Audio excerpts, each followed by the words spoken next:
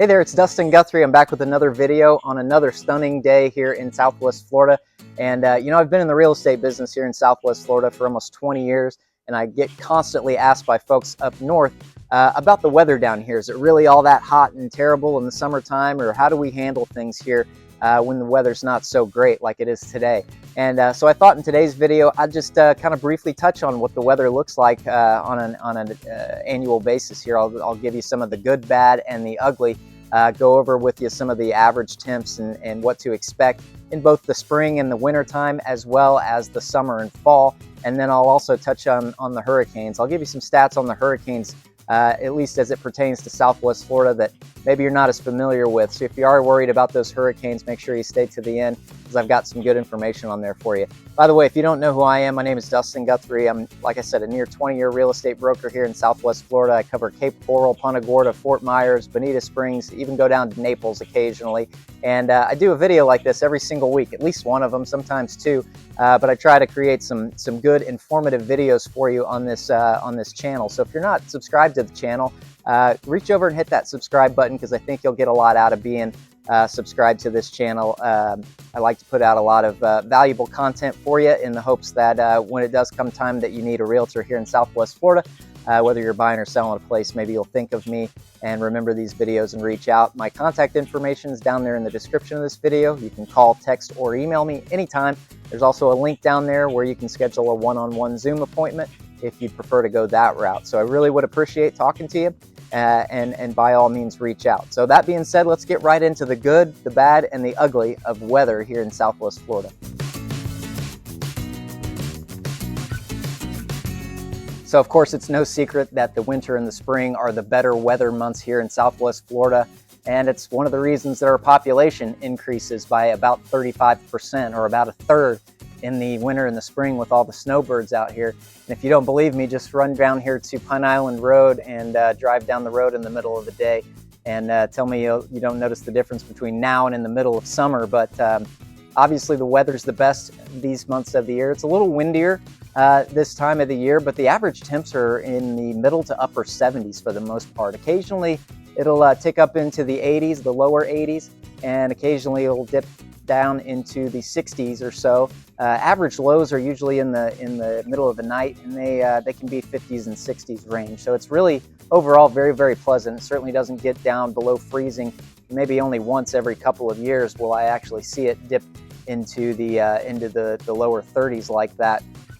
So the weather's very, very nice. The dew point is also very, very low in the 50s and the 60s. So the humidity is nice and pleasant down here. It's very low humidity, and it makes for just a really, really pleasant time of year. It's also our dry season. On average in the winter and the spring, we only get about 4 to 5 days of rain per month. And that's in stark contrast to the summer, where it rains almost every single day. So this year's been a little bit different. I don't know if it's El Nino or what have you, but we've actually had a pretty wet winter and spring so far. And actually we needed it, because we didn't get much rain last summer. And so we were kind of in drought conditions there for a while. So it's good that we got some good rain this winter. The other thing is the sea temperatures are usually in the 60s and 70s here in the winter time. And that makes for a pretty nice cool down, especially on days where it's a little bit warmer and maybe the wind's not blowing. If you're out on the beach or something, you like to take a dip in the ocean, that's a nice cool down when it's in the lower 70s or something like that. It's a little bit cold for me. I've been here for a while, and I kind of prefer it, like when I get in the pool or something, I like it to be in the 80s. But for most people, especially people that are used to it being pretty chilly up north, 70-degree water is not too bad. All right, so let's talk about the bad time of year for Southwest Florida weather. It's really not that bad, but people are concerned about it. So let's talk about the summer and the fall. Of course, it gets much warmer in the summer and the fall here in Southwest Florida. And the months that I'm talking about basically are the second half of May through November, basically, is the summer and the fall. And those months, average high temperatures really get in the middle to upper 80s, and August happens to be the peak. So August, right at that start of fall, we'll mostly see highs in the lower 90s. And along with that comes high humidity. The dew points, whereas winter and spring, the dew points were lower in the 50s and 60s. mostly all summer and the early part of fall, we have dew points in the 70s, and that feels pretty oppressive. It's well beyond muggy, I'll say that. The other thing that comes with these high temperatures is we get a lot of rain in the summer and the fall, and that doesn't necessarily mean that we don't see any sunshine during those months. Of course, we see plenty of sunshine during those months, but really what happens, it's almost as if the atmosphere kind of gets to a peak in terms of temperature and humidity levels, and then they just let loose. So, you know, I grew up in the Midwest. When we'd see summer storms, we would see them on the horizon and they would kind of come in. You kind of watch them blow in, but that doesn't really happen here in Southwest Florida. Really, the clouds kind of appear out of nowhere. Like I said, it's sort of like they just hit that peak temperature and humidity level, and then just the skies let loose. So it usually rains almost every day in Southwest Florida in the summertime. Generally speaking, it's mid to late afternoon, and it only rains for about a half an hour or so, and then it stops, and the sun usually comes back out. And the good thing about that is the temperatures kind of cool down a little bit. The temps might go down 10 or so degrees. So instead of 90 degrees, it'll get down to 80.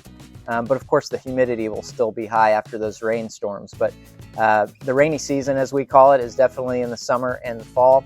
And that's usually when we get the majority of our rainfall for the year. Now, I will say we do get a pretty good solid breeze in the summertime, and that's really helps out to kind of mitigate those high temperatures and high humidity.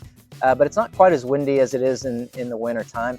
I think the average wind is something like 6 or 8 miles an hour in the summer and the fall, which is a decent breeze, especially when it's coming off the ocean and it cools down a little bit. Now, the ocean temperatures get up quite a bit, so 60s and 70s is the ocean temps in those winter and spring months. And throughout the summer, the ocean temperatures are usually in the 80s, in the low to mid 80s. And that's kind of bathwater when it comes to swimming. So if you're somebody that likes to go out there and swim a little bit in the ocean, on the beach or whatnot, it's not really going to cool you off too much. It's kind of like taking a warm bath out there in the ocean, but I think it's pleasant. That's the kind of temperature I like my pool to be at when we go swimming. So, but unfortunately, those high ocean temps are what gives us the ugly part of the weather here in Southwest Florida, and of course, that's the hurricanes. All right, so let's get into it. The hurricanes in Southwest Florida. What's the truth behind these hurricanes? Well, honestly, we just went through Hurricane Ian about a year and a half ago in September of 2022, and that was a really significant storm. I'll be honest with you. That was a Category 5 hurricane. That's the top that they go. They don't get much bigger than a Category 5. And we took a direct hit here in Southwest Florida. It came basically right over Pine Island and Fort Myers Beach. And that storm kind of, in addition to being very, very powerful, it was a very, very slow storm, which wasn't good for things like the storm surge. So, you know, they say it was a 1 in 500 year storm, and I really believe it. You know, I stayed put at my house. I packed my wife and kids up and sent them inland a little bit, and I stayed put for whatever reason. Now I feel kind of foolish for doing it, because when it didn't turn like we were thinking it was going to turn up to go north, and it came straight for us. It was concerning, and you know, I rode it out at my house in the northwest part of Cape Coral, and it was a pretty significant storm. We didn't get any flooding in the northwest like they did in some of the other areas. I know Southeast Cape got hit pretty hard with the flooding, but certainly Cape Coral did not get nearly the damage that they got out on the barrier islands. Cape Coral is a little bit protected, sort of inland behind those barrier islands like Pine Island and Sanibel Captiva, things like that.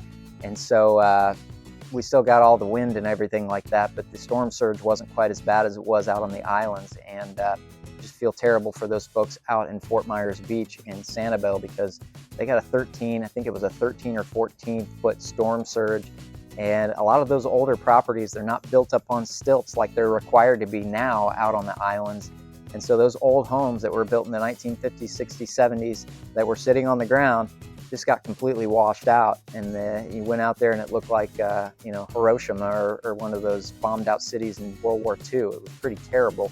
And heard some really, really sad stories about that. So at least out on the barrier islands, Hurricane Ian was a pretty devastating storm. But once again, that's a pretty rare event. Been here for almost 20 years, went through a couple different hurricanes. and there's nothing that even amounts to that anywhere that I know of. Hurricane Ian was kind of a one of a kind, and that's why I really do believe that it's a 1 in 500 year storm. So, you know, if that is a 1 in 500 year event, which I absolutely believe that it is, I think that was a rare sort of one-off occurrence with Hurricane Ian. What's the average down here? You know, what can you really expect moving to a place like Southwest Florida? Well, if you divide the state of Florida into 4 different parts, meaning the Northwest, the Northeast, the Southwest, us in the Southwest, and the Southeast, we're actually tied for number 2. The Northwest, believe it or not, gets the most hurricanes, and in the last 175 or so years, 66 of those have impacted Northwest Florida in one way or the other, and only 49 hurricanes have hit the Southeast and Southwest respectively. So, you know, in 175 years, we've had about 49 storms, and only a third of those were considered major hurricanes. Major hurricane is basically a category 3 and larger. So only about a third of those have hit Southwest Florida since I think it's 1851 is when they started keeping track of all of that. So if you do the math on that, it's about 1 hurricane every 11 years or so, 1 major hurricane every 11 years. And then you can kind of divide that up again, because we're talking about Southwest Florida. You're basically talking anything south of Tampa all the way down to Marco Island. So, you know, if a hurricane hits Marco Island, the folks in Sarasota are usually not going to feel that nearly as badly as the areas right around that epicenter of the hurricane. So you can kind of, reason with that, you know, the odds of getting a direct hit, depending on where you live in Southwest Florida, is even much, much less than that 1 in 11 year statistic there for Southwest Florida. So with all that being said, should you be worried about hurricanes here in Southwest Florida? Well, I don't think worried is the right term. I don't think you should be worried about hurricanes in Southwest Florida. I think you should be prepared for hurricanes in Southwest Florida. And, you know, the homes that are built down here in Southwest Florida, most of them are built with concrete blocks, and they can handle the wind pretty well. We've got some, you know, decent roof strapping. Again, concrete block walls. The things are built almost like a bomb shelter, quite honestly, and they're built to withstand the high winds of the hurricane. And so we're not as concerned with those high winds. Certainly high winds will cause you to need to get a roof replaced and maybe get you a little bit of rainwater in the house with the shingles leaking or something like that. But the main thing that we're concerned with, catastrophic wise, here in Southwest Florida is the storm surge. And again, if you're living in a place like Cape Coral, we saw some storm surge certainly, and down in the yacht club area in the southeast, you know, they got a couple feet of water in some of the older homes down there in the 1950s, 60s, and 70s built homes in the extreme southeast in the yacht club area. They did get a lot of flooding. Now elsewhere in the city, we didn't get as much flooding. Us up in here in the Northwest, I don't think I heard of anybody up here other than the folks that are like right at the edge of the canal there in Matlacha getting any floodwaters up here. But the barrier islands certainly got that 13, 14 foot storm surge. They didn't have any protection out there. And so that is the main catastrophic damage coming from these hurricanes are for that storm surge. So you need to be prepared. You need to know what you're getting into with that if you're buying a house here in Southwest Florida. And again, a lot of those older homes that are built to different standards, they're built to lower on the ground. You know, the newer homes now have to be built up to a certain elevation. If you're out there on the island, they're going to make you put those homes up on big 15-foot stilts. And if you saw right after the hurricane, the homes that did survive that hurricane, even with that 13, 14-foot storm surge, were the newer ones that were built way up high on reinforced stilts. So same thing goes for a place like Cape Coral. We don't have very many stilt homes out in Cape Coral, but the newer homes are built up on more fill dirt and in some cases on a little bit higher knee walls and stem walls to get us up a little bit above that flooding zone. And so you just need to make sure that you know what you're getting into if you're buying in certain areas in a house that was built in the 50s or 60s.